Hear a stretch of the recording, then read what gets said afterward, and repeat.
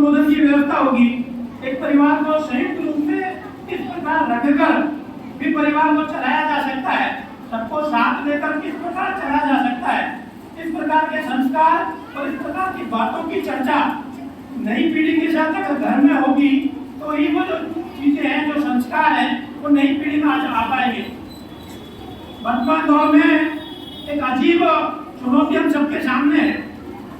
हमारी जो नई पीढ़ी है, इसको हमारे घर परिवार के अंदर वो चर्चाएं होती नहीं है। आज की शिक्षा जो व्यवस्था है, शिक्षा की जो ट्रेंड जो चल रहा है, वो केवल बच्चों को इतने ज्यादा अंक आ सकते हैं और उन अंकों का हमारे विद्यालयों को किस प्रकार कॉमर्शियल फायदा हो सकता है, उस प्रकार से इनका उपयोग किया जाता है। और एक नई पीढ़ी जो इतनी प्रतिभावान है, इनमें इतनी ज्यादा इंटेलिजेंस है कि आप इन्हें डिक्टेट नहीं कर सकते, इन्हें किसी प्रकार का निर्देश देकर शांत भी नहीं कर सकते। इनके मन में उठने वाले हर प्रश्न को आपको तर्क के साथ इनको संतुष्ट करना पड़ेगा, तब जाकर ये जो देश की नई पीढ़ी है आपकी बातों को समझ पाएगी। आप एक गुरुजन के रूप में होंगे, होने वाली जो शक्तियां हैं, तो इन्हीं जिज्ञासाओं को, इन्हीं की इंटेलिजेंस को एक हथियार बनाकर हमारे सामने खड़े करने के ऊपर आतुर है। अभी देश में एक आंदोलन हुआ, विश्व में कई देशों में वो चीजें चल रही है, जिन्हें जेल की नाम दे दिया गया और नई पीढ़ी को किस प्रकार दिशा से भटकाया जा सकता है, तो भूमिका में बखूबी देश को तोड़ने वाले लोग काम कर रहे हैं। नई पीढ़ी के मन में ये चीज बहुत स्पष्ट करके हमें चलनी पड़ेगी कि आजादी और सुरक्षा का जो कवच है, इसमें बहुत बड़ा अंतर नहीं है। एक कहानी आती है, एक बालक अपने माता पिता के बार बार घर में हर किसी काम को जब वो करता था तो माता पिता उसे टोकते थे। तो बालक इस कदर परेशान हो गया कि उसने तय किया कि मैं घर छोड़कर जाऊंगा। तो बालक रात को घर छोड़कर जाने लगा।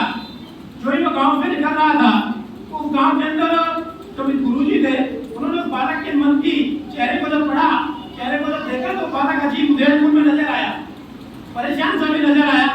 तो गुरुजी ने बालक को रोका और बालक से कहा कि क्या परेशानी है। बालक ने यही कहा कि मेरी आजादी पर मेरे घर वाले दखल देते हैं, स्कूल में जाता हूँ तो गुरुजी टोकते हैं हर चीज के लिए, घर में कुछ करना चाहता हूँ तो घर के बड़े लोग मुझे टोकते हैं।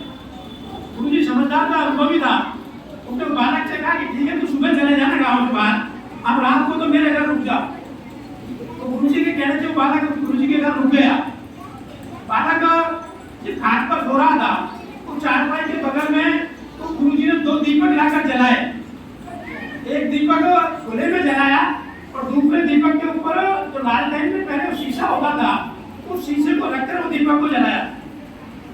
थोड़ी देर बाद जब दोनों की बातचीत हो रही थी, तो जो खुला वाला दीपक था वो बुझ गया और जो कवच, सुरक्षा कवर में, सुरक्षा कवच के रूप में जो शीशे के अंदर जो दीपक था वो लगातार जल रहा था।